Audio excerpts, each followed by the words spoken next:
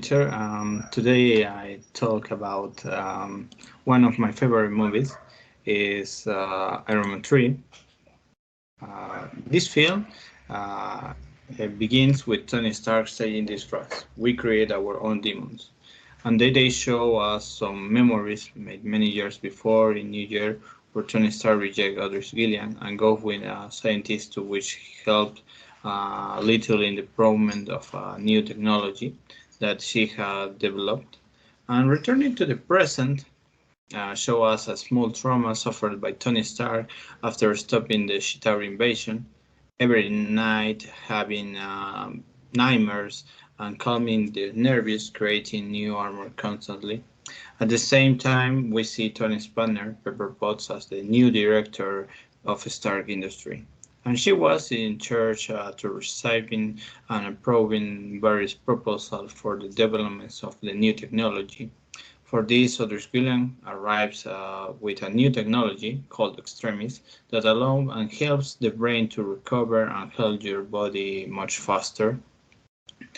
Um, this film is based on the story arc of the comics, now with the same name, Extremis, where unlike the film, is this technology that saves Tony.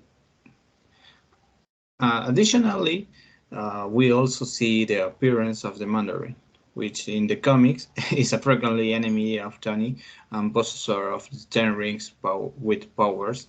And here is presented as a terrorist willing to attack the United States and who has already perpetrated some acts of destruction in the country. And history is passing while the Aldrich Gillian project is rejected in the Stark Industry, and when he and his bodyguard leave to compound, Tony's friends, Happy Hogan decides to follow them because he considers them a dangerous people. After following the Aldrich bodyguards takes a strange substance and to an ex-soldier and end up exploding. After his friend is hospitalized for this bombing, Tony declares war on the Mandarin and gives him his home address. And this is a bad decision because Tony is attacked at home along with Pepper and Dr. Maya, who seek him trying to approach him to help him his research. Tony is forced to flee with his armor after he managed to save Maya and Pepper, and he arrives in Tennessee. And Jarvis, his artificial intelligence, tells him that there is not energy left, and so the suit goes out, and he is far away from Pepper to help him.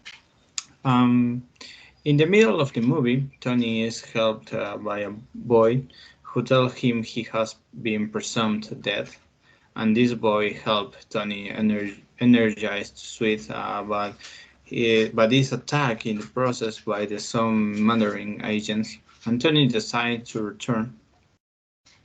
For this, the President of the United States is kidnapped along with the suite of Colonel Rhodes, and Tony managed to find the direction of the Mandarin on his return and goes on his quest discovering that the Mandarin was only an actor.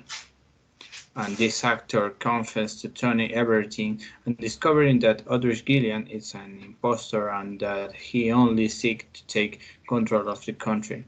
Tony goes to meet him and begin a battle.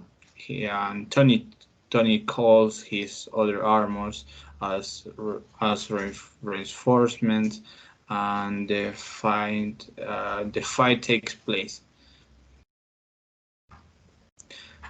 Previously, this Pepper, who was kidnapped and injected with the extremis, and the fight takes place while Pepper is about to fall thousands of meters, and Tony arrives to defeat Aldrich and save Pepper, and as a strange way to celebrate, begin to explode these armors.